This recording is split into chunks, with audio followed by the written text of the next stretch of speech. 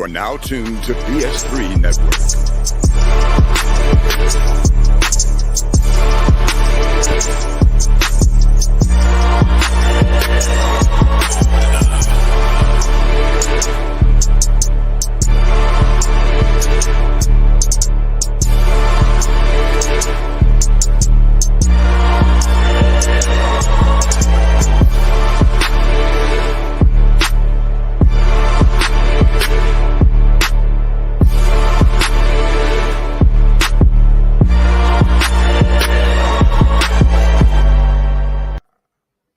Welcome to the Fourcast. We always like to say, bring that beat back.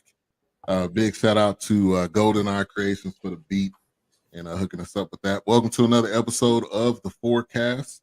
We got a really great show on tap for you guys, and we got two special guests on to boot. So thank you, guests, for coming on. We got Hygh. Go ahead and introduce yourself, host of Casual Highlights. Man, been on BS3 Networks since it was BS3 Radio, man, from its inception. So appreciate you for coming on. Go ahead, tell the viewers a little bit about yourself. My name is Hygh. I have a podcast and social media platform now called Casual Highlights, where we just strive to educate, inform, and inspire, have a casual conversation about sports and life.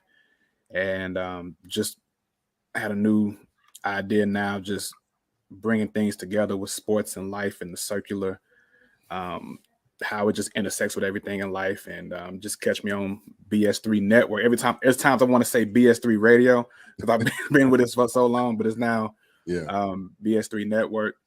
And I'm just excited to be here to talk about a great documentary. Definitely.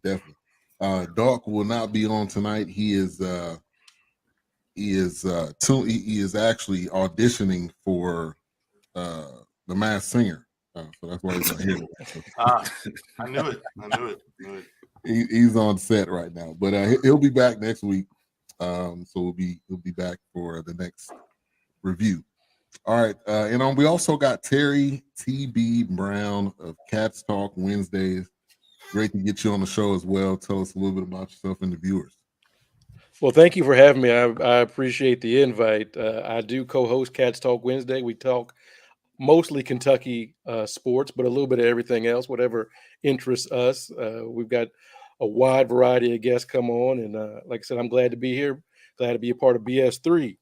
And you said Olympic Dream Team, so I had to go dig out my 1996 Dream Team 2 official shooting shirt. It's seen better days, but I had to bring it out tonight. Hey, you got it, though. You got it.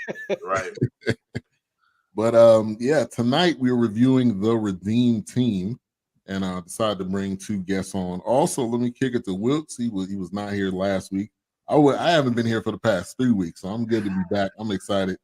I'm back from suspension, so I'm ready ready back in the saddle, ready to be back to it. Hold on, you was on timeout? I was on timeout, yeah. Facebook? Nah, not Facebook. I'm about to say, man, they getting out of hand. Wait a minute, man. He got naked on air. Like, you know what? I'm done. But Wilkes, how you doing, man? I'm good. You caught me in the middle of a drink, but no, I'm doing good. Good to be back. I needed a vacation with the family, and we're good. And I feel recharged, so it may be a while before I say it may be a while, but we'll see how it goes after the holidays. But need a break from the holidays. But now I'm good. This was a good documentary. I like to hear some other perspectives, and maybe there's some triggered memories from watching some of these greats, and I learned a lot of things while watching this. I did mention this before, but I didn't realize that the first, well, not really the first, but I guess that modern era of 2004, I didn't realize how terrible that team was. I guess I was under a rock, but so I'm interested to jump in. They were bad, yeah. All right, and the one and only A-Trap also mixing on the boards for the end of the bench media, not just podcast, media. So nice. How you doing, A-Trap? Hey, I'm good, man. I'm good. You know how it is. Everything is everything. Definitely. And nice pictures you had with the fam, too. I seen your son. Oh, yeah. I was hanging out with my kids this weekend. Yeah. Definitely. Yeah, the sequel and the trilogy. Let's get to the chat here. We got Charlotte Wilson. Thank you for tuning in. Good evening to you as well. We got Big Mo in the building. I didn't know Big Mo could rap at the quality that he does. I don't know if you're dropping an album, Big Mo, or you just do singles, but I've heard multiple songs with you on, man. You definitely talented, man. Oh, well, you know what? Me and Big Mo working on something, man. Really? Looking forward to it. Theodore Harper, thank you for tuning in. Yes, thank you. I'm glad to be back. Just Joe in the building. Let's see. We got. I'm not gonna say LaShawn. This is Keisha. If her mama call her Keisha, I'm gonna call her Keisha. This is Keisha Walker in the building. Thank you for tuning in. Wanga in the building. Thank you for tuning in. Also, we got DJ Knox, Show killer, in the building. We got CJ. Appreciate you for coming back. It said you don't know about the H-Town. Big Mo. Not that Big Mo. It's a different big Mo. Not the bar baby. Not the bar baby. Not that one. A little bit different. All right, we got real quick question. Who's that cutie pie at the bottom right sipping with the red Solo cup? What? It's talking about A-Trap. They I was like, what? Thank you, Albert. Yeah. All right. Albert Also, today. Mark in the building. Thank you for tuning in as well. Mark. I haven't seen you in a minute, but I know you probably been here. I just hadn't been here. He said, I'm tweaking, laugh aloud. I came in late. You good. You good. Okay. All right. So the Redeem Team. That's what we're reviewing tonight. It is on Netflix right now. And man, this was we'll get into our initial thoughts. I feel like this was a really good documentary, how it was done, how it talked about the background, a little bit of the backstory. The USA team, the men's USA team sucked. Okay, for that previous year or past 4 years, they were put together. They had Marbury, they had AI, they had Sean Merriman, and they had Larry Brown as the coach. Larry Brown was trying to do it his way. Wasn't really working. They were clashing heads. They actually got bronze, which in USA basketball, men's basketball, that is horrible. That is like finishing last because we are supposed to be the best of the best at all times, and that's the rest of the world, which they talk about in this documentary, was starting to catch up with us.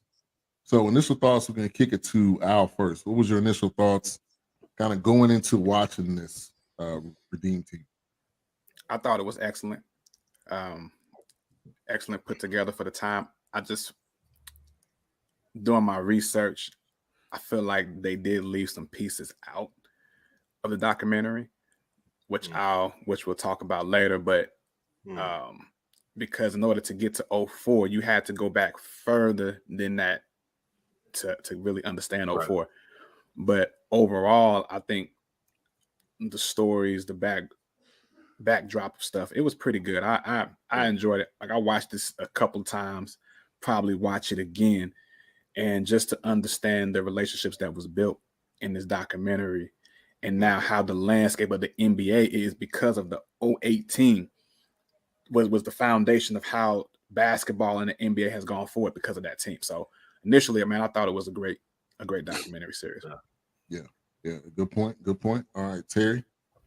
Well, for me, it was whenever I'm going to sit down, especially documentary, give me something I don't know. Too many documentaries try to color, something that we think we know. But this one was really good of pulling back the curtain a little bit. I thought it did a pretty good job at the beginning to connect the dots going back to 72 and that fiasco against Russia. I had to explain that one to my wife, like how those dudes still have nothing to do with those silver medals, right? And kind of bring through piece by piece. Then you get the 88 team that loses. And then we get the dream team, which changes everything. Right. And then we kind of get lazy again. So for me, it was how America got back to being the best in the world, right? Like, our answer to 88 losing was the dream team. Like, we just came through with a sledgehammer. And so we lose in 04. what is the response to losing 04? Well, here's Wade, here's LeBron, here's Kobe, here's these dudes. That was the response. So to me, it was just fascinating to watch the behind the scenes stuff. Right, exactly. And that's the part that I loved, is that behind the scenes, Kobe, LeBron working together, Coach K, sitting down and coming up with different methods to basically convince millionaires to buy into this college program, if you will. Right. All right, HR, what's your thought?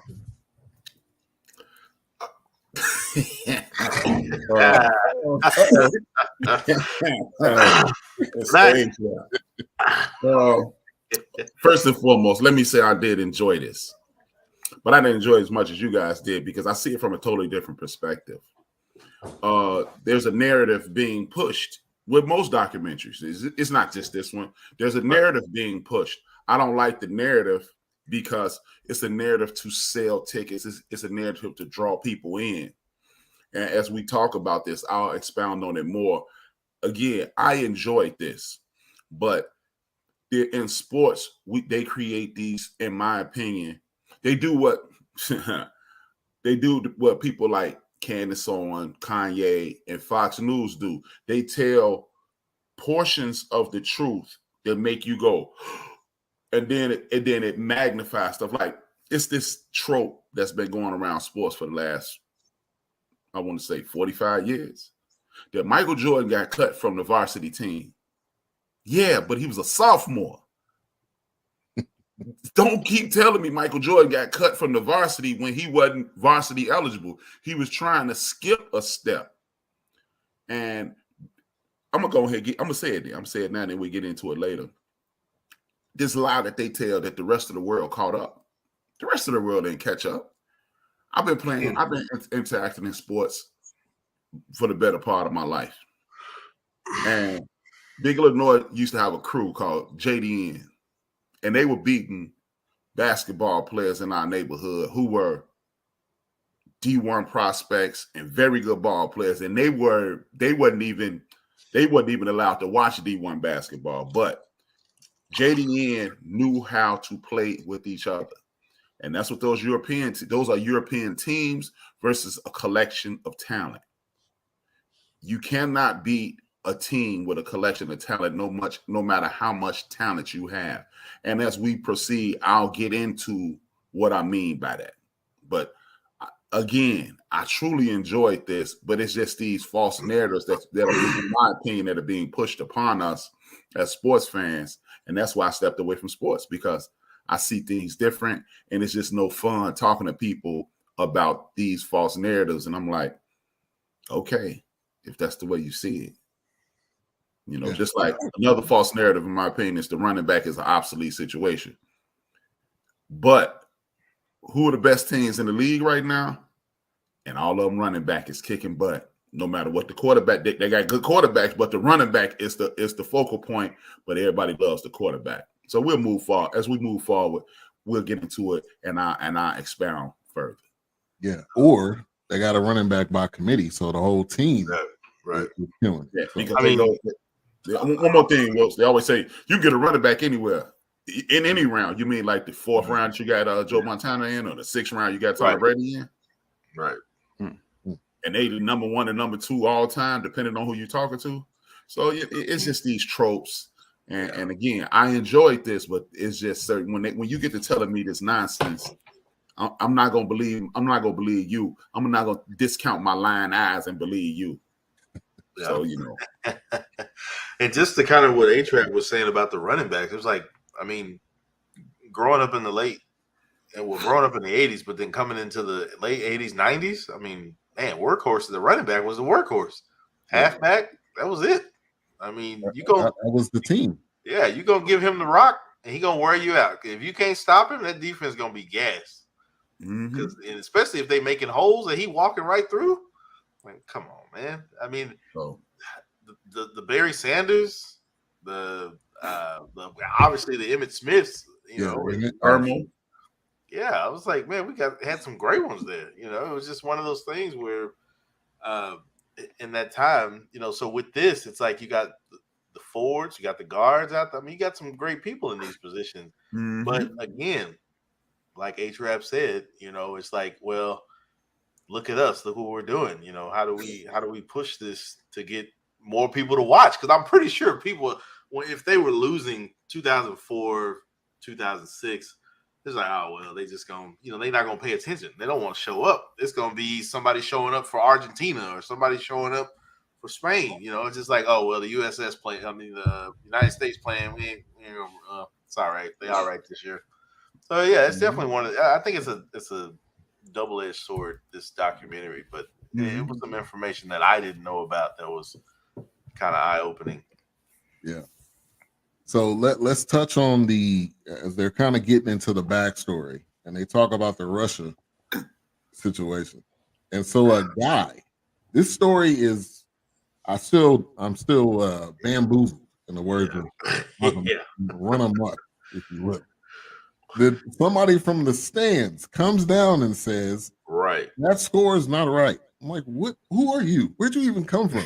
Do you work for the Olympics? They didn't go too far into that, but that story blew my mind. And Terry, I know you kind of mentioned it first, but go ahead and touch on that.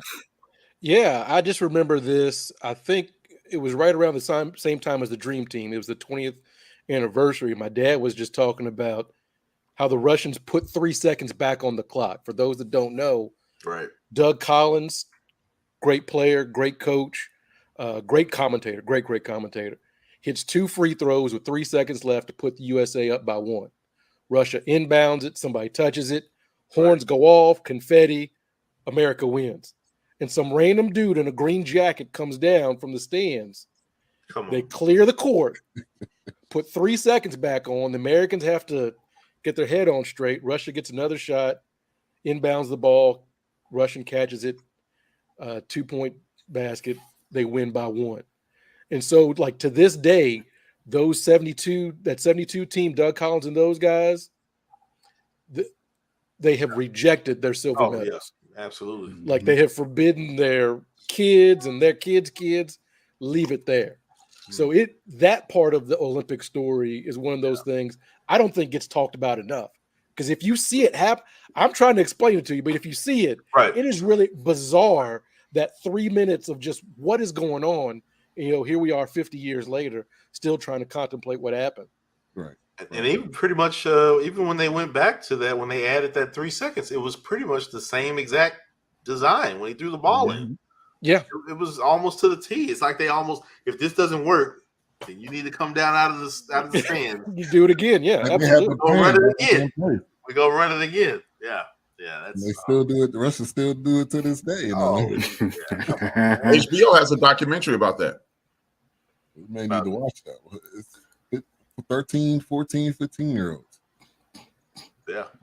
Did they get, that was China. But wasn't it Russia? Didn't Russia get eliminated from one of the Olympics because of juicing? I thought it was Russia. China. It was Russia. It was Russia. Right. That's what I thought. Yeah, their Olympic team the gymnastics team had got disqualified. Yeah. Floor exercise or something like that. Yeah. I'm obviously not surprised as to where we are right now today. I'm not surprised. Right. Yeah. They were involved. Al, you want to touch on that? No, I need to go watch that documentary about the 72 because I knew a little bit about it before the Redeem Team documentary. But it seems like when somebody running down with that green coat and you there's commotion for 3 seconds, what's really going on right now? Exactly. And then you got to look at and then I'm thinking now, what was the political climate back then in the 70s? I know we were still dealing probably Cold War, Vietnam. Cold War. So what else was going on politically around the world at that particular time? Well, remember, Al, it was like 8 years after the Bay of Pigs. This is when Castro is at his height. This is when Russia was taking over. Russia was making power moves. So it was definitely a tumultuous time in the world. So yeah. So I'm gonna add this to y'all. I just want y'all to throw this out here, and it just popped in my head.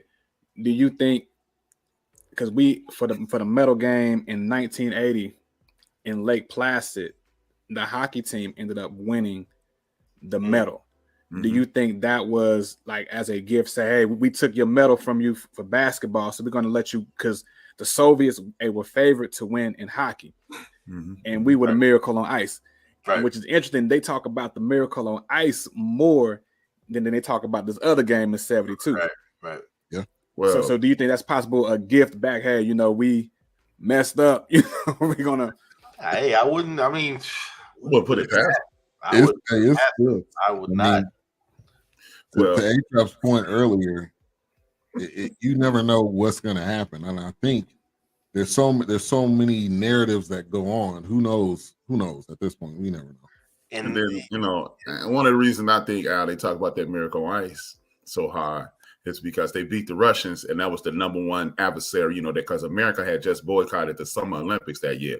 They didn't go to the Summer Olympics. They went to the Winter Olympics, and I'm going to go ahead and say it. Well, no brothers involved, so right. It's the greatest event ever. Ain't no brothers in, so yeah. We got to share this.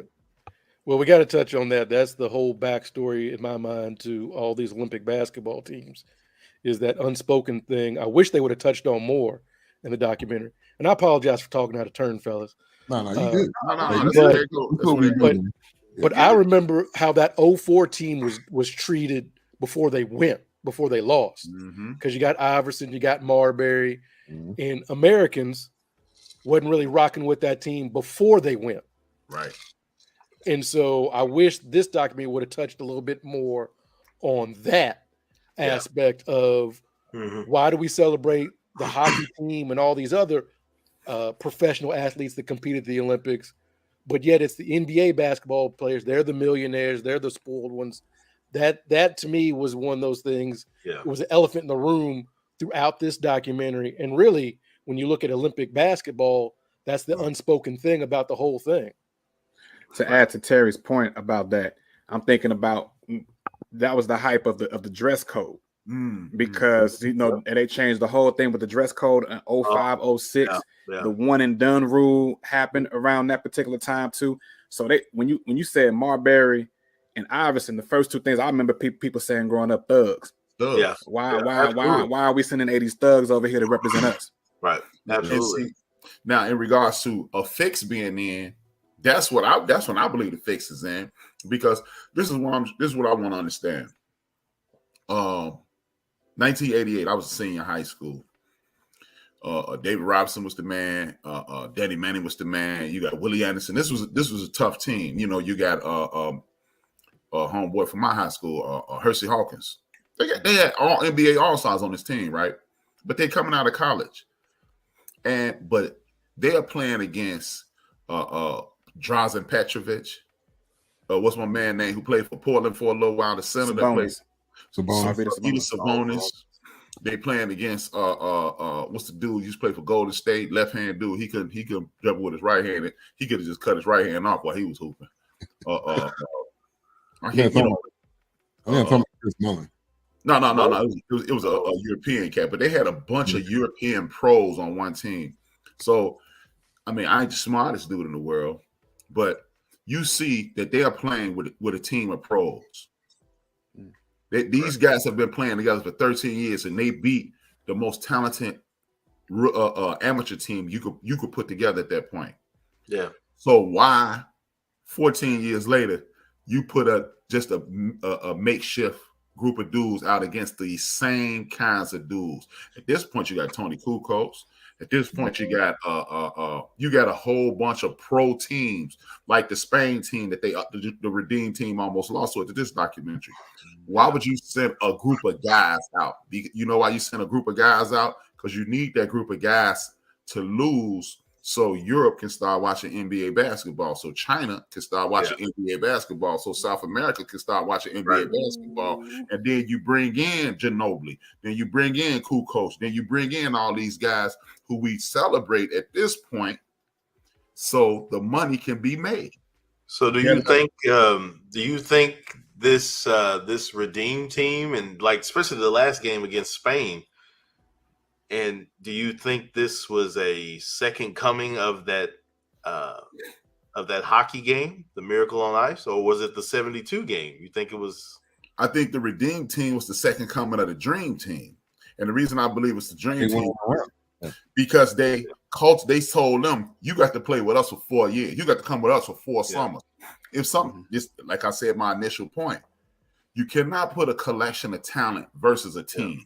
I don't care who you are. Right. Yeah. Well, yeah, I figured if it was more like, were they trying to set the stage again? Like, oh, you know what we did to them in 72 against Russia and the United States. Let's put Spain in the United States and try to upset them again. But Spain had just won. That's the thing. One of y'all mentioned it. I personally, like I said at the top, when we were on the other end, in the back room, I said what they need to do, just like I said about biopics. No more biopics. These need to be series because you cannot put 50, 60 years of somebody's life in 90 minutes. You cannot put 4 summers of basketball into 90 minutes. Yeah. Y'all know we're gonna watch. It should have been 10 parts at least. It should and I'll say this. The same people that made this was the same people that made the Bulls documentary.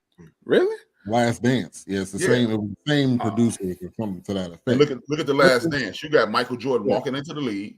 You got him climbing to the top. Him walking away. The team, once he walked away, he came back, and how he walked out of the door. That was a 8-year period, and it took six episodes. So why would you put this in 1 episode?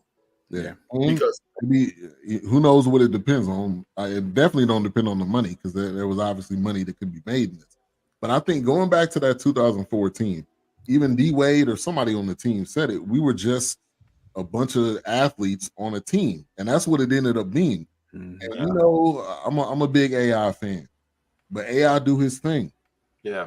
Marbury do his thing. They didn't have a collective team, so I think they lost just because they weren't a team. And Larry Brown, I wouldn't say that was the best possible option. Yeah, I was like, that's who they went with. Yeah. I mean, you could have went Phil. I'm surprised. I'm assuming maybe they did go to Phil or not, but Phil would have been the guy. I would even Popovich, somebody. But then also, I guess, and I want to add this to it. It's all about pieces and timing, and like H-Rap said, it takes time for you to come together.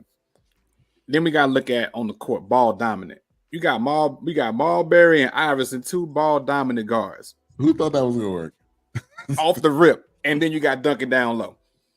Now y'all put this together. Right. And another thing, they got thrown together. Yeah. They say y'all figure it out. Y'all athletes. Y'all like you. Okay, y'all work together. And what makes me believe it was a setup to lose is Larry Brown coaches a system. He don't coach players. He coaches. This is the Larry Brown way. Right. When you're in a situation where you have multiple superstars, you have to coach the players, and that's the difference in great coach, which I do believe Larry Brown is, but that's the difference in great coach and a dude who can coach talent. Yeah. Greg Popovich can coach talent. Larry Brown is a great coach. I can get you in and out of a system with my guys. Like Pat Riley. With your guys, I can't do anything. Pat Riley, he can't coach your guys. Right. Phil Jackson cannot coach your guys. Right. But he can coach his guys. So why would you put a coach who coaches a system in with a collective? Yeah. No. Shout out to D Great. Thank you for tuning in. Right. Honestly, I think they got lazy because that's what we do. When you riding high, you eventually get lazy. I mean, it's some of it's human nature, some of it is just the United States. We get lazy when we just continue to keep doing our thing. And they basically they threw it together. And they just thought these players individually are good enough to beat anybody. Yeah, it's almost like they expected the names of these players to be terrifying. Like, oh, okay, well, we're just gonna cower at these, who these guys are, but it's gonna be more. It takes more than that. It's not just gonna be the name that gets you by. Right. Let me ask y'all this: in '92, because I was small, you know, I was kindergarten, first grade chasing butterflies. You know, I really wasn't worried about the world out here. But when they put that dream team together, and I remember watching one documentary on NBA TV about it. They went overseas to play together to get ready. What was the timetable for that team to come together collectively as a group and then to go to Spain and dominate? What was they didn't have the 1 to 2 year rule, right? I don't think they talked about it because it was almost like instant. They played together all summer over here because they had got kicked out of the World Game, so they had to qualify. So they played the Tournament of Americas, North, South, and Central. They kicked butt over here, and then they went over there and practiced more. The difference is this, Al. Again, one of y'all mentioned the one and done rule. That was you who mentioned the one and done rule. Mm-hmm. See, this is another reason why the NBA, in my opinion, is trash. You get better when you lose.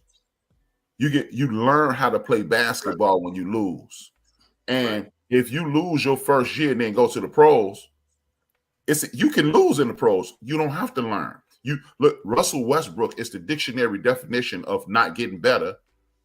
I'm just living off my abilities. The dream team was full of dudes. The dream team was full of dudes who had 3 to 4 years in college, 8, 9 years in the NBA. Bird and Magic had 12 years in the NBA. Yeah.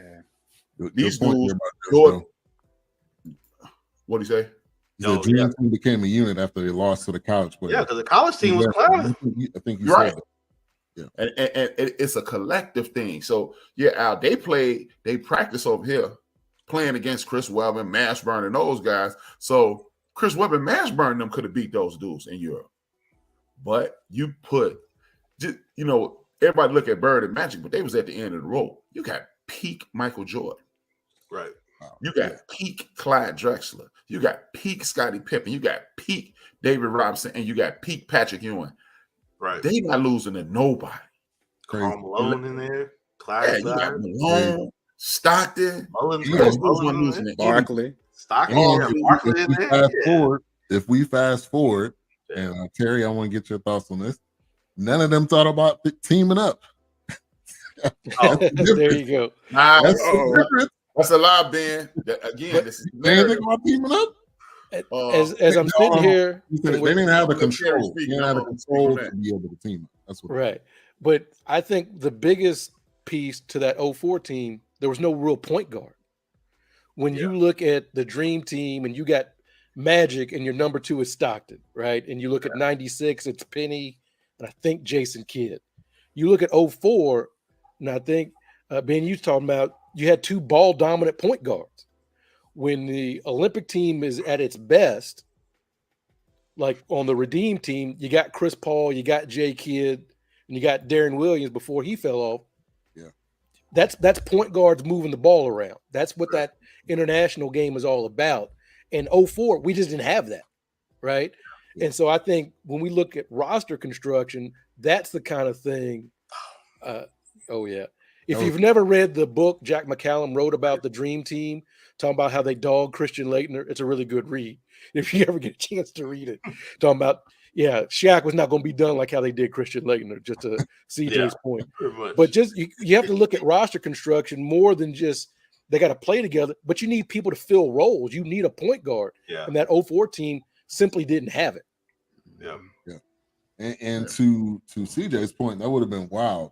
And to this day, I think they had to have a college player, so that's why they picked Laettner. I'm a Tario fan. I just felt like they just gave that spot. I guess because we won, you won best college basketball player in the world at that point. I saw Christian Laettner that year destroy Shaq in a game, head up. I saw Christian Laettner destroy Alonzo Mourning. He was that dude. He was that dude back then. They have to give the spot to him though. That was my. I mean, in college. Well, then who else at that time historically? I mean, you had Shaq, you had the Fab Five, but and he had Duke was dominating them from historical records. Was dominating them boys. Yeah. So, but I'm talking about Laettner and Shaq. They went down to LSU. He outplayed Shaq. Gave They Shaq went the to business. Georgetown. He outplayed Zoe. Yeah. Wherever Shaq he, never played in the Olympics, and I think that No. was by choice. I don't think that was because no, Shaq played in No, the he played He played 96. 96. Oh, I thought he played that. Yeah, I was gonna say he was He in played on 96. Dream Team too.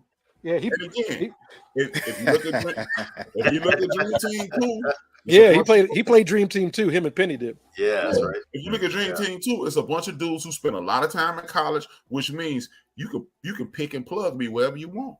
Right, exactly. It's So that team. It's a difference between, and I think that's what the Lakers are going through right now. It's a difference between having a team and just having a bunch of dudes on a team. A collective. Right. that you expect, Or as them they call them, to- super teams. you expect them to meet this expectation. Let me address that one thing before you say something, Al. All right. Dudes was running to play with each other, Ben. It's this dude that went to my high school who teamed up with Isaiah Thomas, Mark Aguirre. Mark Aguirre was an all-star. Yep. The Lakers had Bob McAdoo on their bench. The Celtics had Dennis Johnson, Finals MVP, and they had League MVP and Final MVP Bill Walton. The Celtics.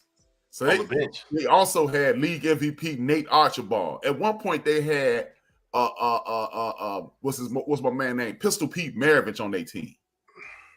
Super The team. only difference is you Fuchs was putting it together versus players putting it together. Right. Yeah, and I just don't think you would have seen Magic and Mike on the team together. And during that time, because they battled each other. It was just different time. They battled each other. They weren't talking about teaming up. They were talking about I how remember in Chicago around 1986 to 87, before Scottie Pippen got here, the word around the campfire was Jordan is going to go to the Knicks and play with his man Patrick Ewing. And, hey, anybody who's my age in the chat room from Chicago can confirm that. Wow. Look, control at that point. Whoever the GM decided they was. Look, here goes something else. Charles Barkley, one of the biggest critics of LeBron, forced his way out of Philadelphia. He went to Houston. No, he went to Phoenix. Phoenix, yeah. Phoenix. But Yeah. still in Houston, they have with NBA All-Star Mark West, NBA All-Star Tom Chambers, NBA All-Star point guard Kevin Johnson. Man. He forced his way out of Philadelphia. Yeah. So then, who has the power in the NBA? The players or the owners? I'm pretty sure it's the players. I'm pretty sure. Yeah. So, Yeah. and then, we was talking about the one and done and how camaraderie with the players and how 92 they had years of experience playing together. Do we, with this whole one and done rule, and now they're probably going to let that go?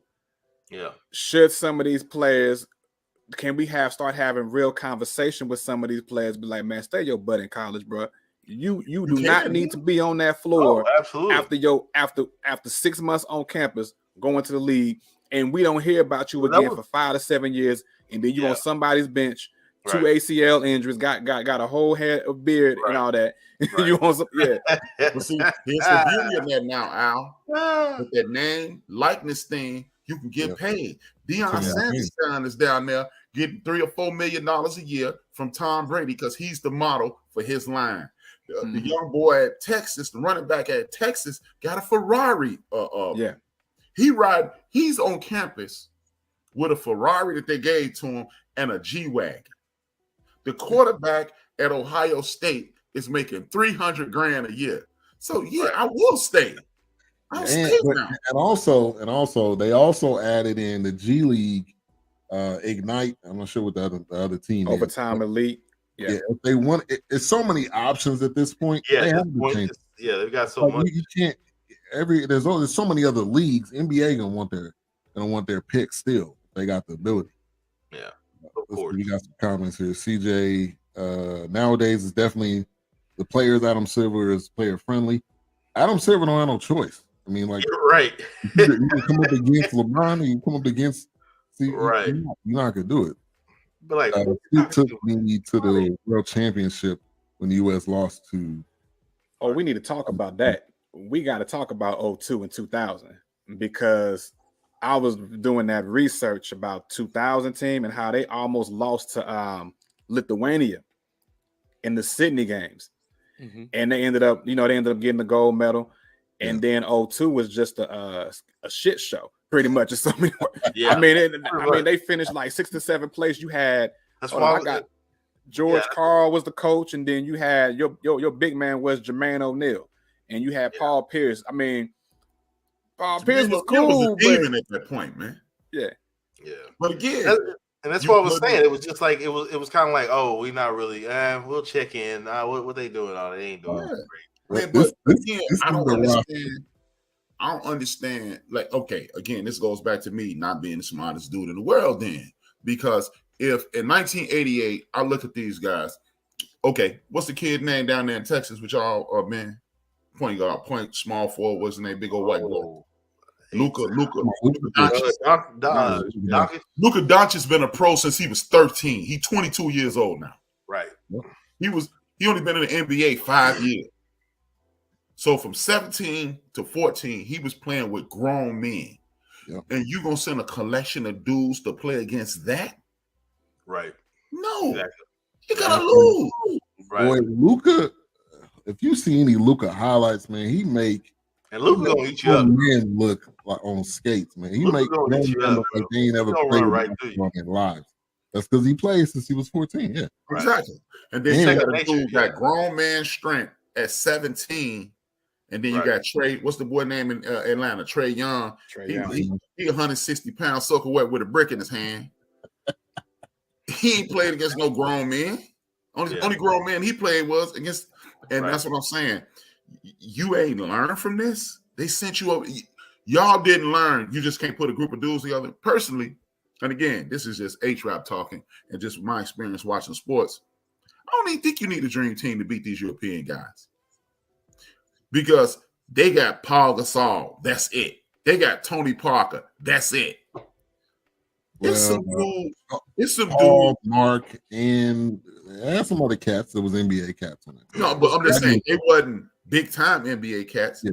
Dude, I believe it's some dudes that I'm not saying this guy in particular. He thought his way out the league. What's that kid name? Used to play for Indiana. Deshaun Stevenson. Yeah. Oh yeah. You get some dude. There's some dude. He go over to Europe and look like God. Right. So you get some low level dudes. If you got a group of dudes who probably not good enough to play in the NBA, and just made them Team USA and it paid them into perpetuity until they got old, they'll go over there and beat the brakes off those dudes, man. Because if the world caught up that much, why it ain't 3 or 4 guys starting from Europe or the rest of the world on every team? Yeah, because they made it seem like in the documentary, it was like, oh, here comes the the almost the second coming of the British invasion, but if you will, but from different parts of the world. It was just like, they mentioned Ginobili, and then they just had a better team. Yeah. Because again, to your point, right? They've been playing since they were 14 years old, and that's why we almost could have lost to Spain. Right. I mean, they've been playing for us so long. Right, because if you've been doing it that long, it's second nature at that point. Real quick, I'm going to say this 2002 team real quick, and then Wilkes, I'll go to you. It was definitely not put together properly. Elton Brand, Antonio Davis, really? Yeah. Baron Davis, Michael Finley, Rafe LaFrance, remember that name? Sean Merriman, Andre Miller, Reggie Miller, Jermaine O'Neal, Paul Pierce, Ben Wallace, and Jay Williams, who played 1.5 years in the NBA. That was that 2000. No, he didn't play a year and a half, really. But go ahead, Will. No, it was just I was gonna say, we were talking about how, if you've been playing basketball with grown men at that age, and even if you went to little league or whatever, but now it's like, man, he's this good. He's schooling the old times or whatever, or the older ones on the court. It's just like with certain countries, they're just good at running long distance. It's all they've done is run long distance. I'm not. This is what I do. So they just gonna eat you up with no problem. They're gonna spit you out. So it's not so much of that. Oh, well, let's just throw something together and put them out there. No, this is what you're gonna get because this is what I've been doing in my sleep. Like this is just in me. It's bred in me. Like this is just what I do. And interesting enough, there's a Tony Parker documentary we may want to do. He got signed to his first contract when he was 14 or 15. Right. Live, sleep, breathe. Him, Right. Ronnie Tariff. I don't know if y'all remember him. He played for Ronnie Tariff, yeah. Ronnie Tariff was on that team. And I mean, prime example. We were we did it with King Richard. King Richard. I mean, we saw it with the Serena. I mean, the Williams sisters with Serena and her. So it was just like, it's just in me to do this. You know, Tiger Woods. I mean, it was just another example. I was raised with a club in my head, so I mean, this is all I know. You know, so yeah, it's like second nature at that point. Yeah. Shout out to Courtney Harden. Also, we got Jay Shine Randoms. Thank you for telling me. He said the Euro Wave. He said the world has a lot of talent now, so the talent has caught up. So where they at? But they are they getting collectively on but an who are they learning? But who are they learning it from? It's got to be the West. They're learning it from the West, right? They're learning it from us. Yeah. If they caught up that much, it'll be 2 or 3 Euro players killing on the Bulls. It'll be 2 or 3 Euro players killing on the Knicks. It'll be 2 or 3. It'd be all over the league, and they're not. Go ahead. If the rest of the world had caught up, LeBron and those guys would be playing in Euro League, not coming to the NBA. Matter so of when people fact, say they caught up, well, if that's the case, then we'd be going over there to play. Yeah. But that's not what happened. To Terry's point, it was like a second coming of when the Dream Team went over there and Jordan was walking around and they were going crazy. Well, Kobe was stepping out and they were going nuts. Like he was Michael Jackson. You know? Perfect segue there. Let me give a shout out to Chief Rocker. This kind of turned into The Last Dance, where basically this, at some point in the documentary, it just went all Jordan. Everything else was just Jordan beat. And I think at a certain point, this became a Kobe doc. Which I'm pretty much, absolutely. And I think also his death has caused a lot of different things to change, which deservingly so. I think it should. Yeah. It kind of Kobe became the center of it. Now, did that get you guys' thoughts? Were you cool with that? Were you bothered by that? Terry, I'll go to you first. Well, I'm not an unbiased a person here. I'm been a Kobe fan, but I did like how they touched on how his involvement really kind of made this thing go. Mm-hmm. He was going to set the tone. He was going to work with LeBron, and I think it was interesting to say, they highlighted, he wasn't an NBA guy. He wasn't hanging out with the other NBA dudes before this. Right. So him coming, being a part of it, being that dude, like LeBron talking about, they went partying, come back in from partying. Kobe's going to the gym to work out, to change that up. I also like how Carmelo Anthony was like, yeah, that's too early.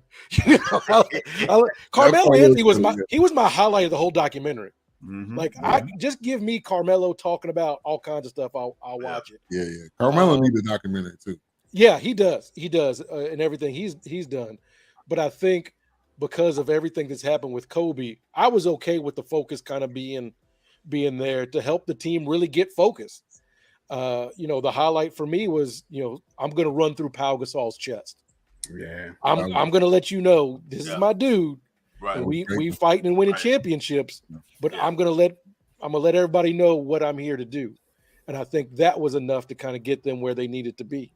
Yeah, that was the Mamba. I mean, like, he didn't care that they played on the team. And then when he said it, and you seen LeBron, they went to LeBron, they went to D-Wade. They're like, nah, man, he's not going to do that. And then it was all like, whoa, they just bopped on the sideline, like, no, we didn't do that. Yeah. And they're on the same team. Yeah. But, that goes to, so I think. See, this goes back into my issue with the whole league. Larry Johnson would have ran through that dude's chest too. Derek Coleman would have did that. And it is not to diminish how awesome Kobe is. Barkley would have body slammed that. Barkley would have. But I remember Barkley was like, Barkley about to cause an international incident. He slammed the dude. He body slammed the dude from Angola. Yeah. This is what I'm talking about. And like my man Courtney, what's up, Courtney? Courtney Harden. Courtney in the bill. He named 4 dudes, and I can name 4 dudes from the 80s and the 90s. Petrovic. The dude, I cannot think of this dude's name. He played for Golden State Warriors. Well, no, Detlef Shrimp was on. I was gonna say Dale. Detlef Shrimp went to college here. He went to University of Washington. But again, Detlef Shrimp, he from Germany. Dirt. Marcelonis? Marcelonis, that's his name. Marcelonis, yeah. Yeah. These dudes were kicking butt in the 80s. But it was, let's just be honest, the racism won't gonna let the white boys from over there shine like hotter than bird now. Nah. So, and now they're money. Hold on, wait a minute. We can get people from Eastern European bloc countries to watch this game. We can get the Chinese to watch, or we can get 1 billion people to turn this on. Oh yeah, man. Send some trash over there. Let them win. Trick everybody into believing it. Right. Mr. Gorbachev, I'm gonna take that wall down real quick. Man. But Al, let me kick it to you. Give me your thoughts on Kobe. Kobe kind of becoming the center of the dock.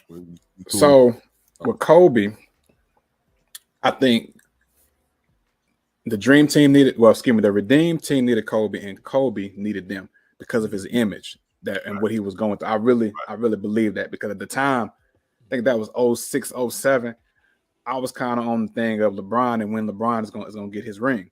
Yeah. And so with Kobe's image, it was like being tarnished left and right. Oh, he want to be traded. He went out of Los Angeles. So I like the fact that it was the best thing to happen to that particular team, because if we look back in 06, they didn't have Kobe on the world championship team. So they were pretty much like one piece away. And so with that particular piece of that tone set, it was kind of like thinking about it now. Kobe represented the 96 class plus the old school ballers. Absolutely. And he was trying to connect. He was the bridge between Jordan and that 90s group, and then with LeBron and D Wade and Carmelo. So he was like that bridge to bring that together, in my opinion. And I think that was the important part with Kobe being there. Yeah. Interesting question here. Speaking of racism, did Joker really deserve back-to-back MVPs? I think it's a popularity contest, in my opinion. I think, man, you got most of these writers who vote for this type of stuff. Half of them really don't watch all the games, to be exact. If we really want to be honest with the MVP, maybe Jokic probably should have had one of those. I think that. Not two, but maybe one, because there was some other people. Chris Paul probably could have got an MVP in there. Giannis, Chris Paul should have really Joel Embiid was probably the closest. Joel was dominating every night, man. Really, Joel should have been the MVP last year. If we really want to keep, I'm like, y'all gave it to Joker, man. No, right, twice. Exactly. Just Joe. This reminded me of Nash. To me, shouldn't have got none. I think he was on a. He was a. I'm not even gonna say he was a great player. I'm gonna say he was a good supporting average player. In the era when you had Kobe playing, in the era when you had Shaq actually really could have won it every year he was in the league almost. Right. But I want to get Terry's thoughts. You think Joker should have won back to back? No, and when you start looking at who wins the MVPs, like Al said, it does get political, because it stops being about the best. Yeah. And you end up with in 1998, or was it 97, when Karl Malone won it, and Jordan's like, I'm going to go prove a point. You know what I mean? The one year David Robinson won it, and Akeem was like, I'm going to now prove a point. I'm better than this dude. So it's very rarely going to the best player because of fatigue, because of agendas, because of whatever. It is weird to look back and see Shaq only with one, Kobe only with one, and now Nash has gotten two. And you start looking at that short list of guys with three or more, and that's Moses Malone, who a dude I think we kind of overlook a lot. And does Joker need to be near that list? I don't know. I don't think so, but that's just me. Yeah. And see, like this again, this is what checked me out, because it's always been a popularity contest. Explain to me how Scottie Pippen is one of the most dominant on-ball defenders in the history of the National Basketball Association. He could defend the first three positions, point 1 and 2. And it depends on the 3 or the 4 who 1, 2, and 3. Depends on the 4 was he might be able to check him for 5 minutes, right? And Scottie Pippen goes and retires and never gets a defensive player of the year. Right. Exactly. Yeah. I mean, he was an important piece of that team. I mean, even in the documentary when they were talking about that Bulls team, I mean, he was that first championship. Phil Yeah. don't put Scotty on Magic. Might be 6 Right. and 1 in the final, 5 and 1 in the finals. Yeah. Oh, Yeah. I believe it. Let's kind of change gears. Let's get to Coach K. The impact that Coach K had on this team, which when he got the job, again, I'm a North Carolina fan. I respect Coach K though. I mean, the dude is great. I think he's got a lot of. We talked about coaching. I think somebody was talking about that. He is truly a coach. He's a mentor. He's all of that stuff.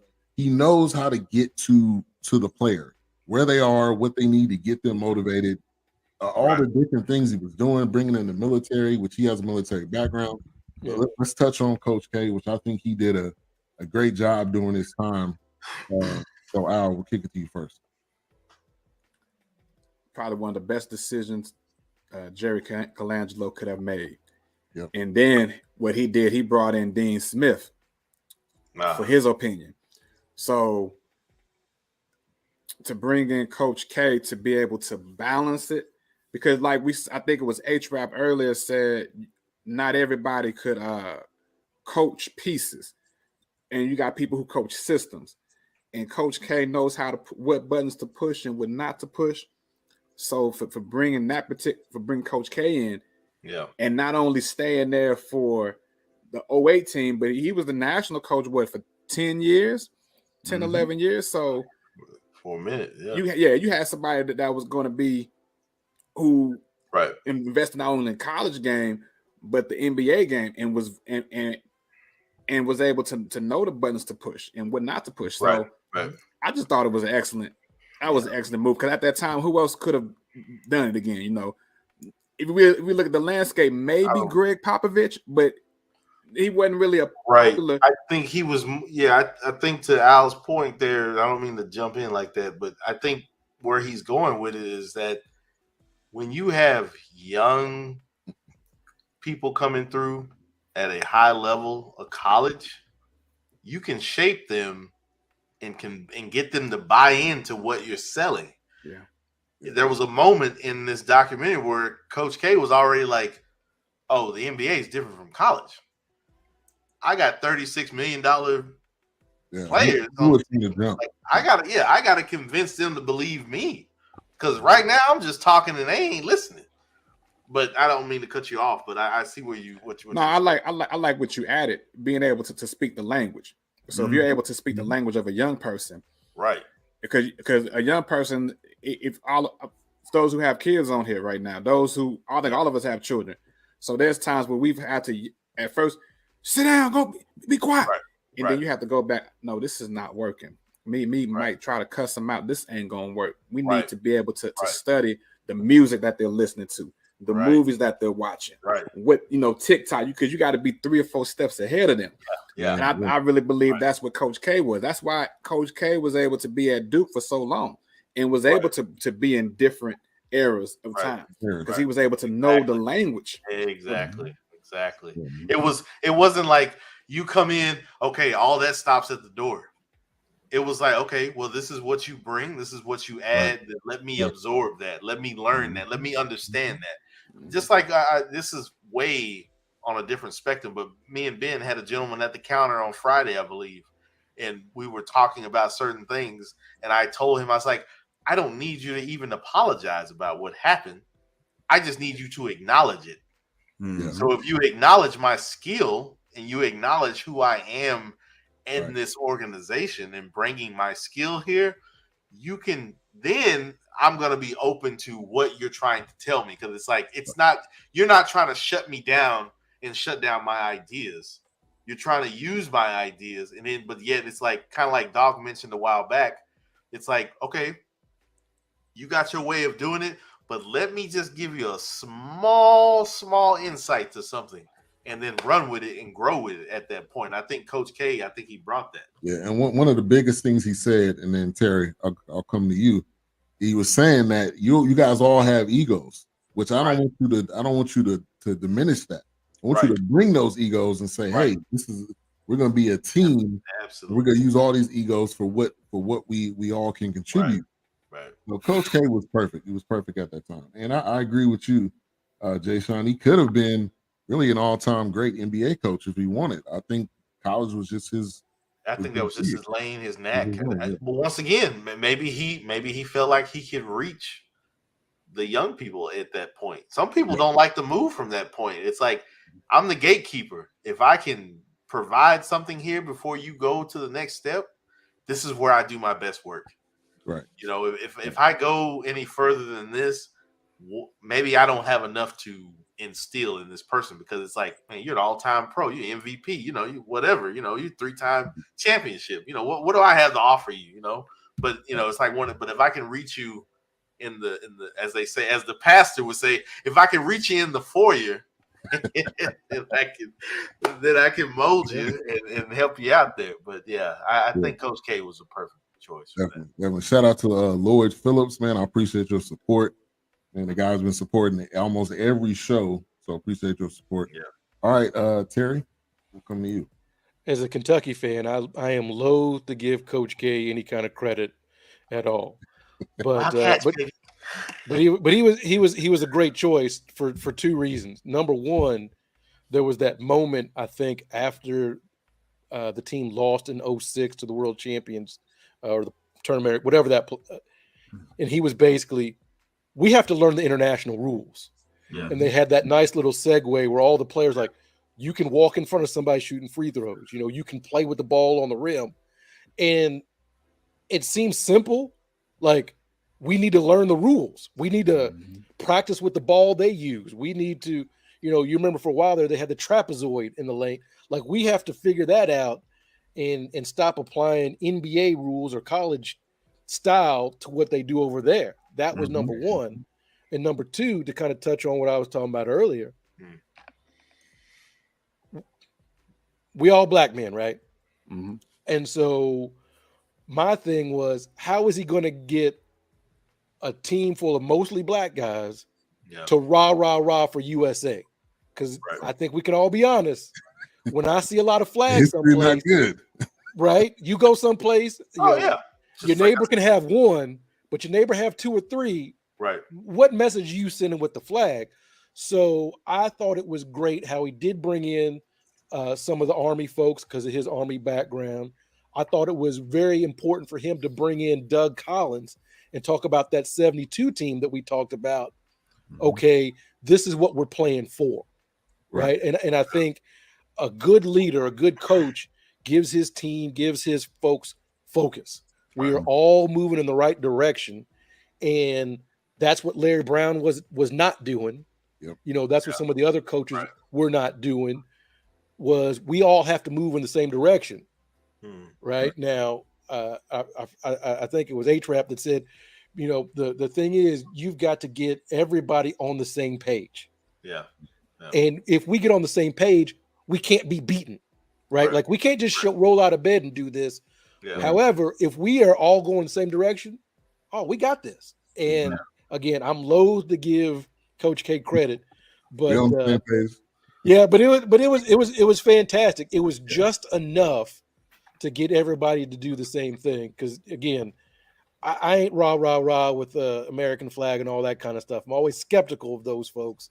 So that was a nice piece. Like, how are you going to motivate these dudes to wrap themselves up in the flag? Because I mean, and I think we know what that means, right? Right, exactly. The best mentors and the best coaches, I think, can tell you the why. Why are we doing this? And I think the way he delivered that and all the different methods that he did, you had to play for this guy. And I had to respect him even more, even though he's my arch nemesis. But you know what? I'm gonna get Terry. I'm gonna make Terry night. I think Coach Cal could have did it. I think anybody see. Again, Coach Cal coaches players. He don't coach a system. you're gonna come down here. You're not gonna do it the Coach Cal way. You're gonna do it the way Boogie Cousins and John Walker play together. That's how y'all gonna do this. Y'all gonna do it those Henderson twins. Y'all gonna play like they play, and Anthony Davis. Y'all gonna play like this. He has been every team Coach Cal has had. He's coached them very well, and he coached it different. Just like Coach K, he used to be not full corners because that's your coach, man. He used to be, for lack of a better term, stiff white boy basketball. And that's why UNLV was beaten. That's why that's why Seton Hall beat the brakes off of him. That's why LV beat the brakes off of him. And you know what he said? Allah Abdel Nabi, Christian Leitner, and Danny Manning are not going to beat this type of stuff. You go get Calvin, you go get Hill, Brian Hill, you go get Grant Hill, you go get you some leapers and some athletes, and then we're going to incorporate this into Duke. And when he started getting those athletes, look, Coach K, when he first gets, this is what people don't remember. Y'all might not even be old enough to remember this.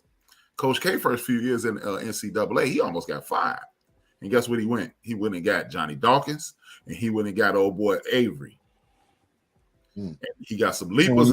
He was at Duke, he almost got fired? Yeah, he almost got fired. Yeah, it was like 4 or 5 years in, and then he finally had that big time recruiting class with Amaker, Dawkins, Tommy Amaker, Dawkins. Yeah, he went and got some athletes. I think Quinn Snyder was in that group too. Yeah, so he went and got some athletes, and then they started winning, and then he got more athletes, in the name of Grant Hill, and then he won it all.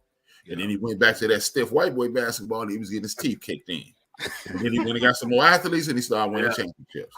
Right. I mean, and there's no disrespect to nobody from the other cultures. Y'all know how I get down, but it's just Coach K, Coach Cal, what's the boy name down there in Florida, Billy Donovan.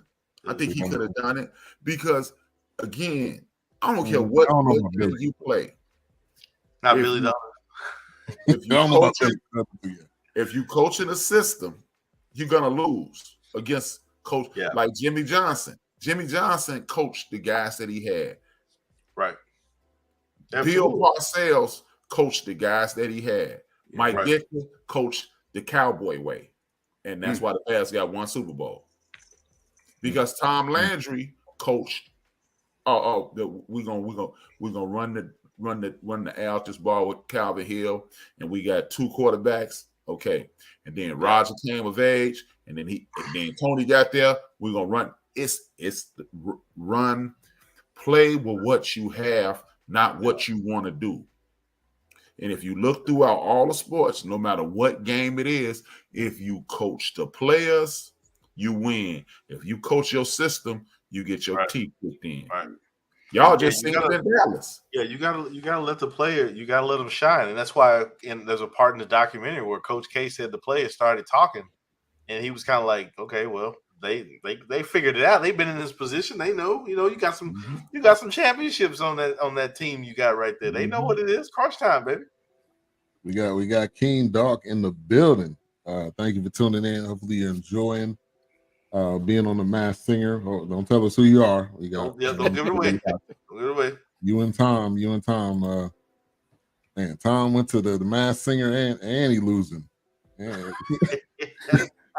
quick, there was this meme. There was this fake tweet that was like, "Yeah, Tom came to the locker room and threw his helmet and said, I lost my family for this." And then he curled up in the ball and cried. Y'all got that one I sent you last night with Giselle at the Tombstone. And Tombstone read Tom Brady career.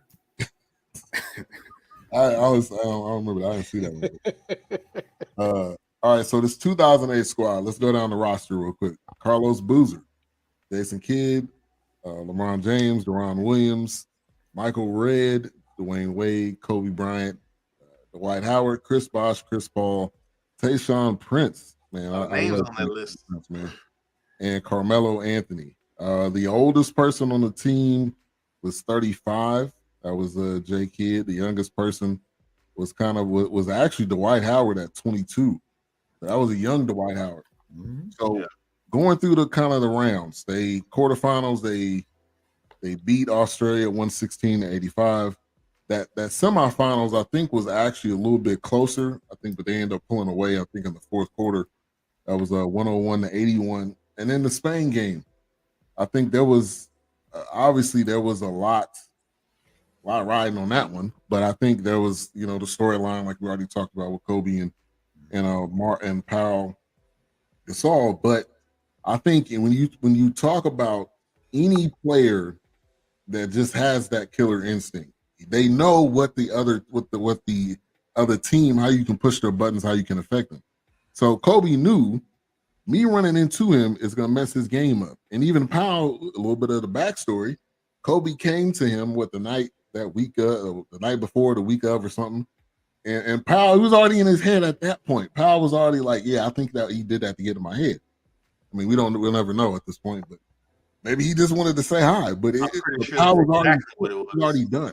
He was already done before the game even started. Here's the thing. If you feel like that from not even a nemesis, if you feel like that from your brother, your neighbor, your family member, it's a pretty high probability that, yeah, you're softening me up. Hello, Trojan horse. Let me roll this horse up to your door and hide an army of men in here. That's not a gift.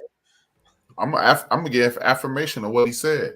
Who's Kobe's favorite player in the world? Michael Jordan.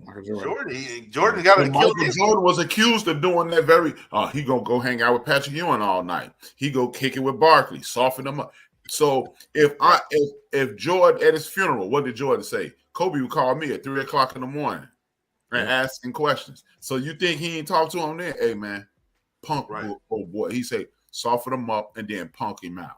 What was that? I was watching something the other night. It was something they were saying. When you know your enemy, you know the victory at that point. Yeah. You know who you're facing. You know who you're dealing with. And not so much of an enemy, but at that moment, Kobe, red laser Kobe at that moment. Yeah. It's like, that's it. It's Black Mamba time, baby. I'm representing the United States. For that Kobe doc. I don't know if I thought I heard something and they're working on it or something, but that better be a series. That needs to be a series. That can't be. It can't be no 90 minutes. Look. Him being born. Let's start there. Can't be no 2 hours. If you give Jeffrey Dahmer 10 episodes, we need 12 from Kobe. All right. Right. What I'm saying. Right. On that BS, give 10. Wilkes has seen all of it, man. I haven't even clicked on it. I had to, man. I had to, man.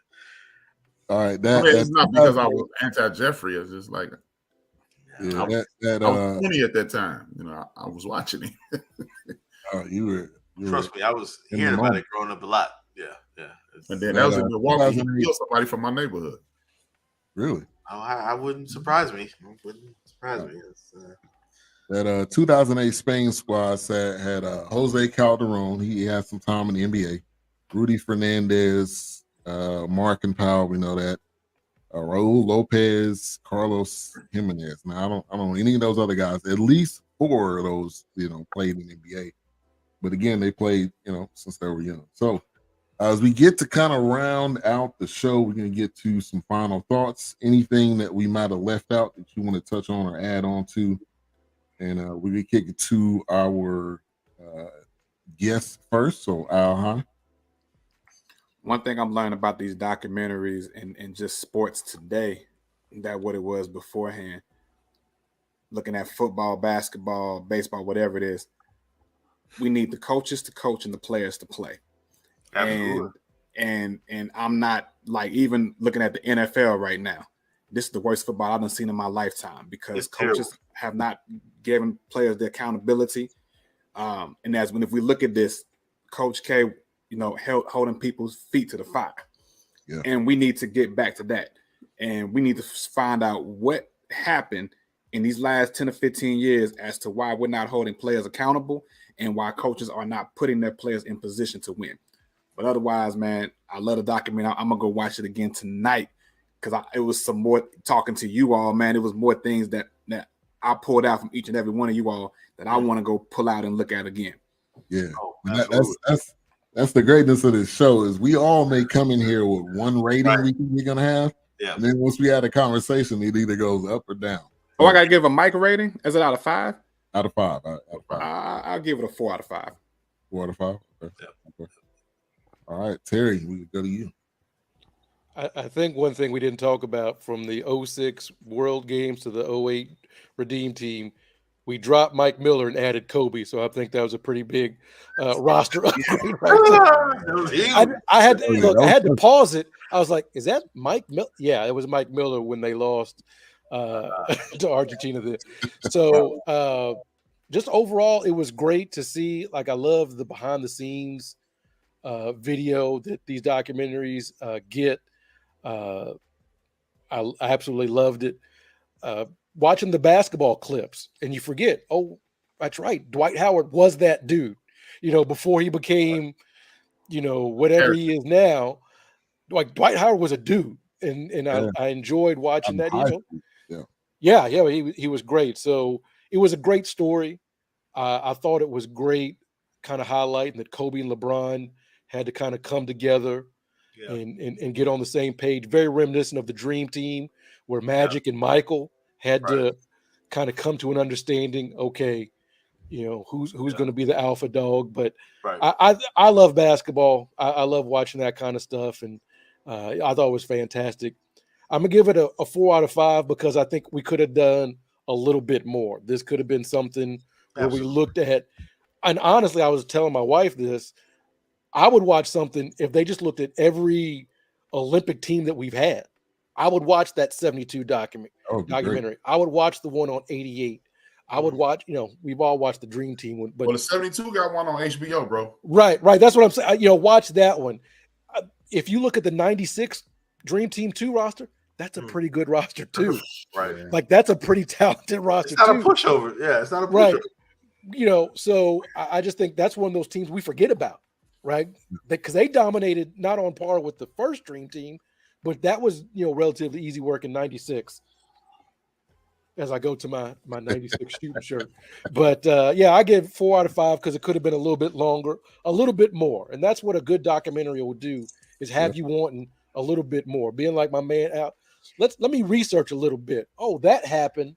Let me take a look at that. And I think that's what the good part of this documentary. Yeah.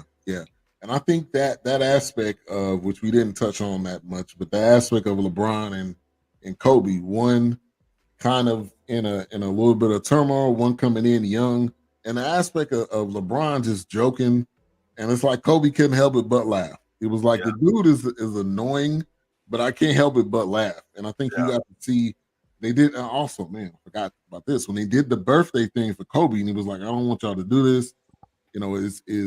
His family was there. They did a whole surprise, and you see the smile on his face. I think the worst part about this is you didn't hear what Kobe had to say. He's not here to be able to watch this, which obviously, we would have loved that to happen. I think that was, one of the I think the saddest parts of it is that it's a documentary about someone, but that person is not being interviewed about it, But I think that was a good aspect to see. To see LeBron and Kobe, and to see Coach K. I don't know if he really said who had to be the leader. It seemed like he was like, you guys decide who was going to be. Yeah, you guys figure it out. You guys decide who's going to be. You both know who you guys are. I'm not going to get in the middle of it. When the time comes, and when the time came, Kobe had to shut things down. So, but A-Trap, go to you. Man, again, I think it was great, but I'm gonna give it 4.5. I think it was excellent, but it's just, as I've been telling y'all, when you telling a story of this magnitude, it cannot be summed up in 90 minutes. So I remember certain aspects of that team, like they didn't even touch on. Like, see, the 96, the 04 team didn't have Jason Kidd, because remember, Jason Kidd was out for microfracture surgery. That's a big component to them winning and losing. Joe Johnson was heating up in the 08 on the 18. Nobody mentioned Joe Johnson heating people up, man. And that's what I'm saying. It's they didn't take their time with this, and then they turned it into the Kobe Memorial. And hey, man, Kobe Bryant, a great player, man, but this wasn't about him, and I understand why it turned into the Kobe Memorial. It was dope the way they did it. You supposed to give him his flowers. We should have gave him his flowers. Well, he got his flowers while he was here, and I appreciate that. And then it's just, again, man, they create these false narratives. We didn't think LeBron and Kobe could play together. That's like saying you ain't think Scottie and Mike could play together. LeBron is a pass first guy. Kobe's a shoot first guy. If it ain't two more people on earth born to play together, it's those two guys. Right. Just like saying, we don't know if Michael Jordan could play with Magic Johnson. Hold it. You don't know if the dude who looking to pass can play with the dude who looking to score. They be making up stuff, man. They be talking out the side of their neck, man. Sometimes it's just like when they thought Jordan couldn't take care of Rodman, but Rodman he was a rebound monster, man. When he got one, it's like, hey, man, we know you're gonna have some antics, but right now I'm gonna need you to show up, brother. Yeah, exactly. He listened. He listened to Jordan. Yeah. I mean, why wouldn't you? Because Rodman was about winning. Just remember, man. Right. When you talk about Rodman wasn't this and wasn't that. Let's go back. Rodman walked in the league. He stepped onto the floor of the Bad Boys. His rookie year, he playing in the conference finals. Right. Playing against Larry Bird and slowing Bird down. Remember, you fast forward, put him on the San Antonio Spurs. Guess why he was tripping? Because David Robinson didn't have that thing in his chest. Yeah. David Robinson did not have that thing in his chest. Don't nobody want to admit it, but David Robinson, his thing was keeping him alive. It wasn't that, let's go. Yeah, and as soon as some duck you get there, you get the let's go. Right. And then Rodman get put on the Bulls, and Mike got that thing in his chest. Right. So it ain't no problem. I'm here to win. Like, fuck you, Detroit. Right. It didn't matter when you switched teams, it was over. It's like, check this out. At the end of his career, where did Rodman end his career? In Dallas, where they weren't trying to win at that point, and in LA, when they weren't trying to win at that point. That was it. Back to the antics. Right, as long as you put them in a situation not trying to win, you ain't trying to win. Well, I'm out. Hey, I got the red hair. I'm gonna go buy some red shoes, and I'm gonna climb. Right. So, I'm about to marry myself. right. He just be thinking of whatever, man. Right, I'm gonna go to the Queen. He was a competitor that played with competitors. Yeah. Think about this, man. Dennis Rodman's last game in San Antonio, he had 26 rebounds and 20 points. He gave up on the team. Well, you know what? I need him to give up every night. Yeah. So, but you know, man, I enjoyed it. It was good to see, but I just think they need to stop creating these false narratives to sell these things. We sports fans are gonna watch this just because we want to see Kobe. Right. We want to see Kobe. We want to see LeBron. We want to see all those guys. So, like y'all said, stretch this out 6, 7, 8 episodes. Right. Let us enjoy this. I have to say, when I was watching it, it was like, man, I'm already 40 minutes into it. Like it did go by kind of fast. I think too. Oh, go ahead, Terry. Well, I said they should have done it like the OJ documentary on ESPN. Yes, another one. I don't even know, because it was like 5 parts, and I don't even think we got to OJ until like toward the end of the second part, right? Because you can start to tell your story in 08, you can even start in 04, but you really got to lay the foundation. You got to bring in, you know, I would have liked to have seen some clips, a little bit more of David Stern. I'm sorry, I'm over talking. I apologize, fellas. No, you but a little bit more of David Stern, and you know, he wasn't letting the NBA players go because he loved America, right? But it's cha-ching, cha-ching, right? So that's part of all this too. It's not so much those false narratives; it's the simple narratives. It's this simple linear thinking. Where, and my dad used to tell me, you got to find out the why. You got to find out the why, because why did we send the 04 team constructed like it was, coached by who it was? Why did, you know, so I need a little bit more of that. And I apologize for over talking, but man, I just think about that OJ documentary, and I'm like, oh, they went to the way back to bring up, you know, when black folks first started showing up in California. Y'all know what I'm talking about. Yeah. Give me the whole, whole thing. The fact that they did a whole documentary on something that happened, what was this, 96, 92, whenever that was? The fact that they are still making documentaries on this in different ways They did a actorial one where who was Cuba it? Gooding Jr. was Cuba in. Gooding That one Jr. was hilarious. Yeah. I'm sorry. That I didn't get anything was- out of that but laughter. But anyway. See, if they would have started it in 96, I think 96 would have been a good 96, 2000, and then and really saw the because after that was big for the Olympics to be in Atlanta in 96, and that was at the peak, Dream Team too, comparative roster, and then find out what happened in 2000, starting right there and like the OJ documentary, outstanding documentary for those who haven't watched it. It was, and they painted one episode. They painted an entire picture of South Central Los Angeles. Right. OJ in the projects. Yeah. They did. Yeah. Before we even got to Nicole, we had to break down. OJ USC. It gave you the full landscape of what was going on in the city, because that matters in the complete story. Even if they want to interview some of the Dream Team, Magic and Larry, and see what their thoughts were, and when they decided they was going to be done. So I mean, let me fix that for you, Ben. Yeah.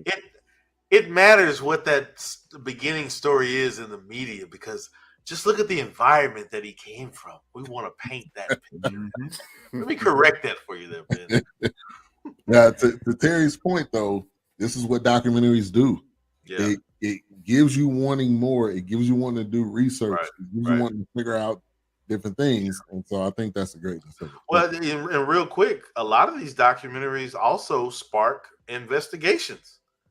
I mean, some of this stuff is coming back up. That would have never came out.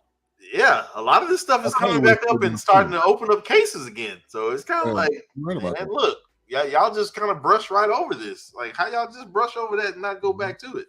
So a lot of this stuff has re-sparked some ignition. It's got some fire under it. Yeah, on some things. And just to mention something that had nothing to do with it, but this is why I've been railing on biopics. Like, y'all like the Ali movie. I don't. Because like Terry. Like Terry said, I didn't learn none in the Ali movie. I didn't learn anything. It was a biopic. Yeah, I don't think you really do. I didn't learn one thing. Yeah.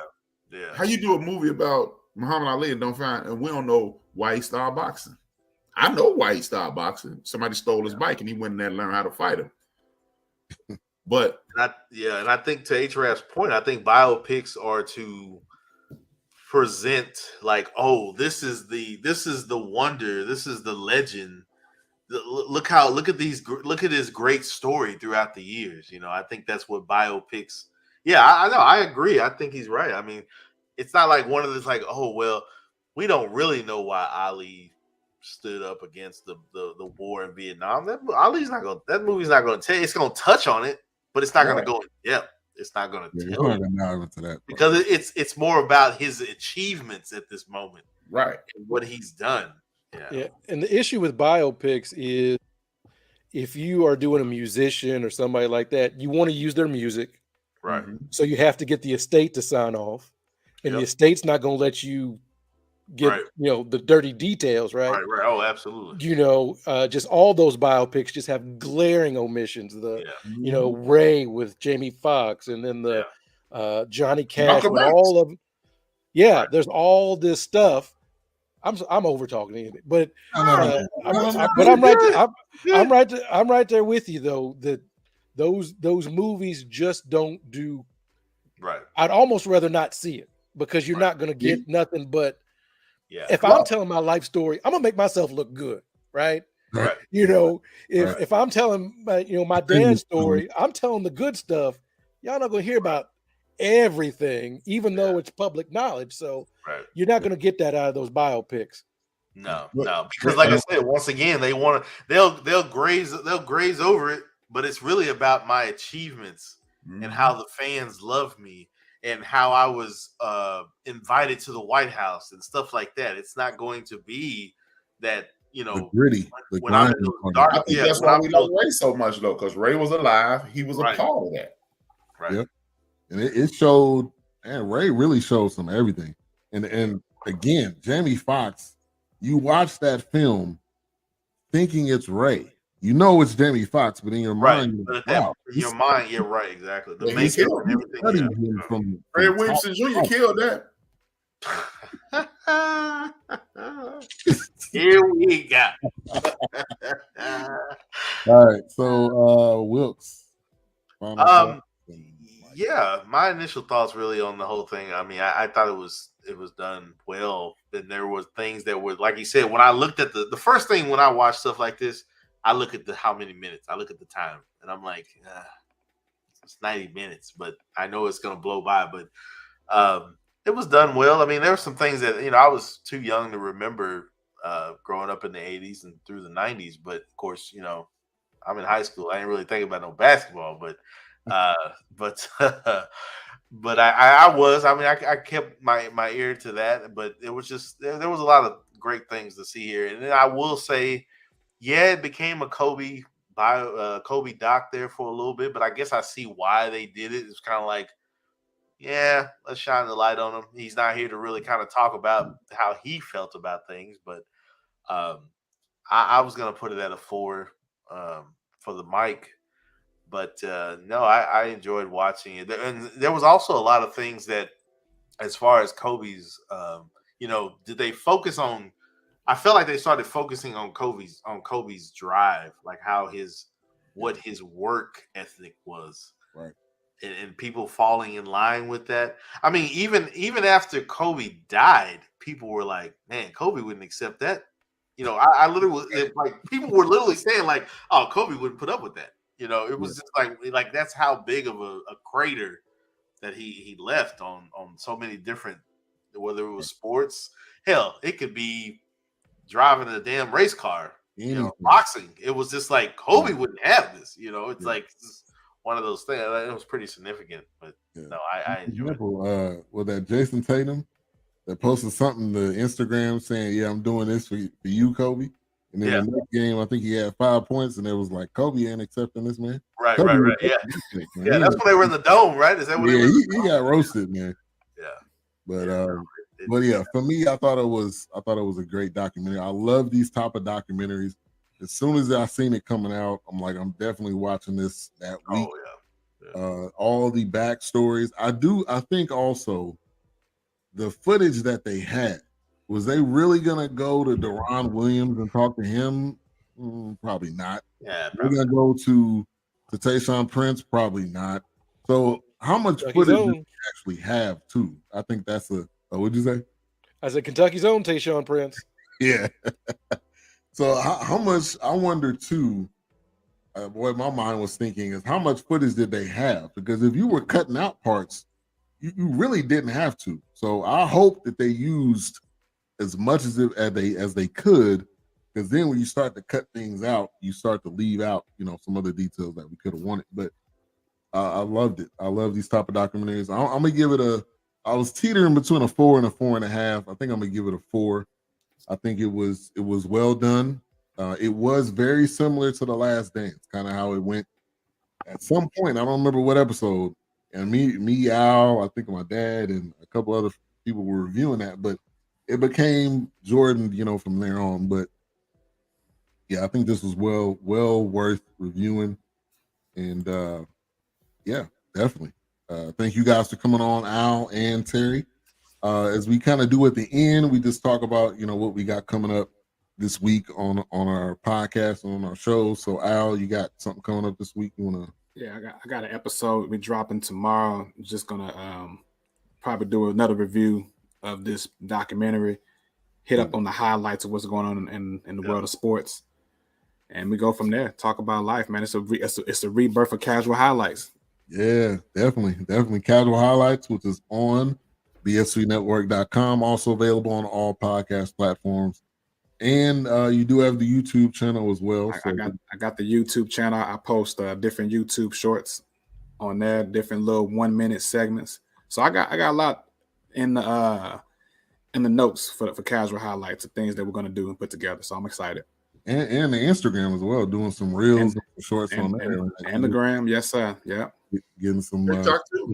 Nice. Yeah. Nah, I'm off TikTok. I'm not on the top. I had to let that go. TikTok all the time. Man, listen, man.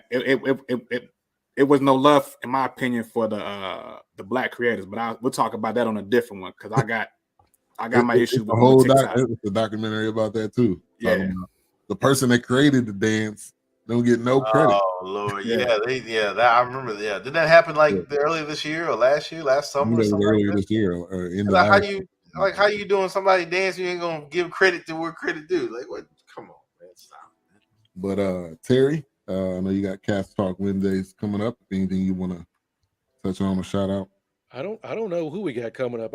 Vinny always sends me a text on Tuesday to let me know what's going on Wednesday. He's the booker. He gets. We've had some great guests and yeah. So a couple last week. You want to touch on that? The former NFL coach. Oh yeah, we had Larry and I'm Kirksey. He's a wide receiver coach, and we had him on. And I'm a 49ers fan. And he was the wide receivers coach in San Francisco from 94 to 98. 98, wasn't it? Wow. And he was there when they won the Super Bowl. He's been wide receiver coach. Andre Johnson. He was the Emmitt Smith's running back coach at Florida. So that was a great show. Yeah, that was. Oh, this guy. Yeah, wow. He's just casual, like, yeah, I was just talking to Emmitt, and I'm like, okay. So that was great. That was great. A couple episodes back, we had Roy Wood Jr. of the Daily Show on. He's always funny and hilarious, and so we just enjoy doing. Like I said, we start with Kentucky sports, but whatever interest, whoever says yes to come on, we'll talk about it and we'll chop it up. Yeah, great show. Wednesdays, it drops the audio. Normally, the video, the video is also on YouTube. Cats Talk Wednesday. Just type that in, and then it's on Roku. Normally, the day after. So you can definitely check out current and past episodes. All right, A-Trap, you got End of the Bench tomorrow? Yeah, End of the Bench. Well, first of all, I want to promote this show from Friday. It's called Rapping with A-Trap. I do it every Friday where I interview people, and they talk about either their story or what they have going on. Please, if you get a chance, go view my last episode. It's about insurance, or how insurance can be financially beneficial to you. Not just a means to take care of your families after they transition. It could be a financial tool and things of that nature. It was very good information on that. So even if you don't ever pay attention to me again, please go check that episode out from Friday. But tomorrow, I'm talking about, how if you've never listened to my show, I talk about tribes. Race is a social construct. There is no such thing as race. Charles Darwin. Exactly. You come up with race when Pope Marcus, Pope Julius in the 1500s created race.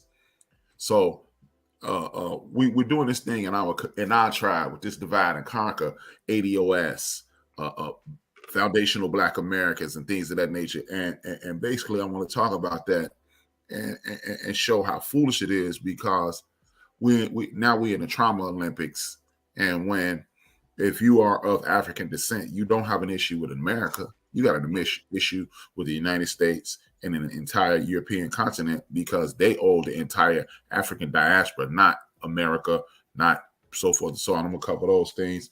And then I'm going to talk about how we keep attacking these people who are part of, people like Stacey Abrams and Val Demings, who I financially support their accounts, their campaign.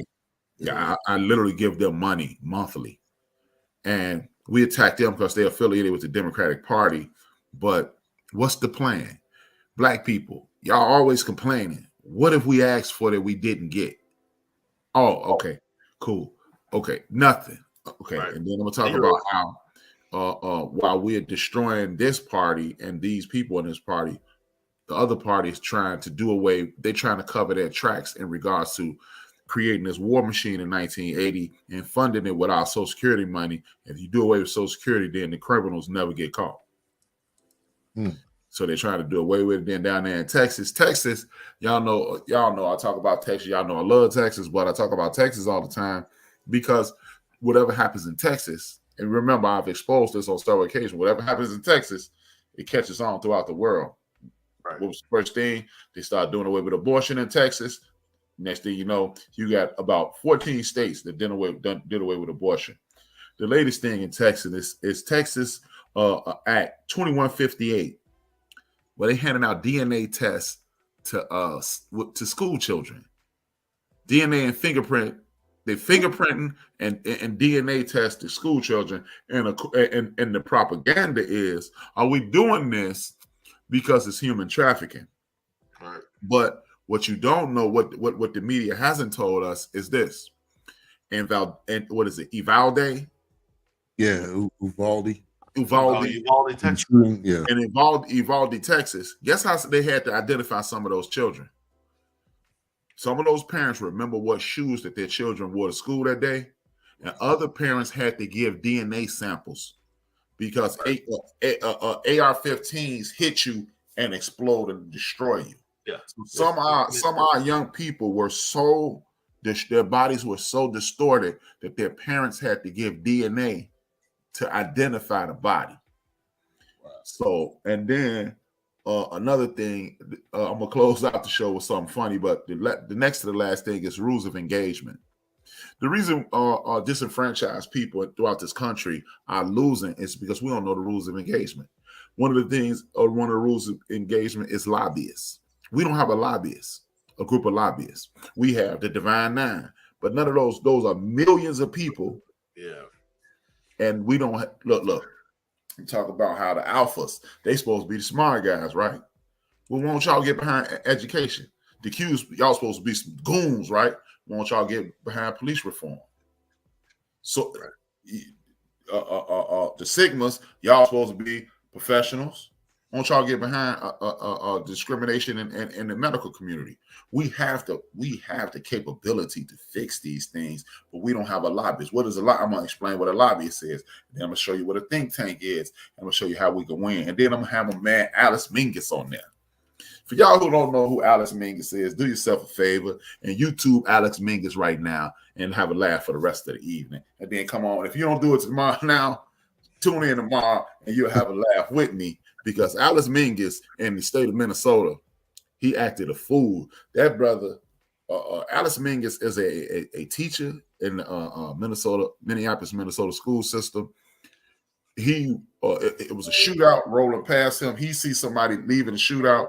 This man gets out of his car, stumbling, bleeding. Alex is a trained paramedic.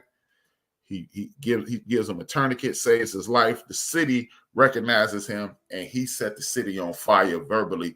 Took down. He's standing there with a hoodie. Took the hoodie off. It said "Destroy white supremacy," and he literally said, "I'm scared here with y'all because I don't rock with the police." As he's standing there next to the chief of police, live on news. So I gotta salute him. I'm actually may come up with a segment where I'm gonna salute somebody who's standing up against oppression, discrimination, and white nationalism. Because y'all know I don't call it supremacy; it's white nationalism. We got disenfranchised people throughout the world who are not getting their fair shake, and it ain't because they lazy and trifling. All I know is this: if you remove resources from anybody, they do what they have to do to survive, no matter where you are in this world. So if you can keep arguing about what color your skin is, and you and these people gonna keep taking your water. They're going to keep taking your academic abilities. You're going to keep taking everything from you because you're arguing about something that don't even exist. So that's what you're going to be about tomorrow. Tune in, man. Man, a lot to unpack tomorrow. End of the Bench podcast on YouTube. Wednesday. End of the Bench at 6 p.m. Central. And Wilkes does not have a podcast yet, but he's whipping something up. Whipping something up in the kitchen. You got anything in the freezer? Anything in the... we cooking on. I was actually thinking this weekend, which I don't know what the temperature is going to be, but I was going to test my gumbo again this weekend, but I don't know if I'm going to make a homemade gumbo or not. So I don't know. We'll see. I got all kinds of stuff that's in my head right here that are things that need to be exercised in the kitchen, if you will. So we see. Keep trying to force him to do a podcast. Reach out to BS3 Network. And have him do Mayhem Childs, the cooking show. Julia Child's nephew. Yes, sir. But thank you, everybody, for tuning in tonight. Another great episode of the Fourcast. We will be back next week, which is Halloween, and we'll be reviewing The Curse of Bridge Hollow, which I didn't is see that. I didn't even notice that. What is that? Marlon Wayans. Marlon Wayans. Marlon, I didn't see that. Kelly Rowland. Shout out to Kelly Rowland Playing the wife? Playing the wife. And then I don't know what that lady's name is, but she's always plays the weird, quirky lady. Like, is she an SNL character or she? No, she's not an SNL character. I'll figure. I'll say what her name is in the chat. But Don't forget next week. Mayhem in the kitchen. And tomorrow I'll be posting. We got shows for the next basically 8 weeks. We can put that out there too, so you guys can be on top of what we're gonna be watching. But thank you to the guests, Al and Terry, for coming on. We appreciate you guys. Thanks for having me. Out of your night. And every Sunday, soon, Mayhem in the kitchen. And y'all have a great night. Thank you to all the viewers, everybody in the comments.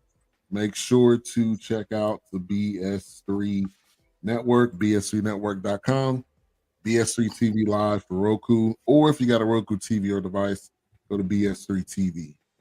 And Mayhem in the kitchen coming soon. Have a good night. Peace.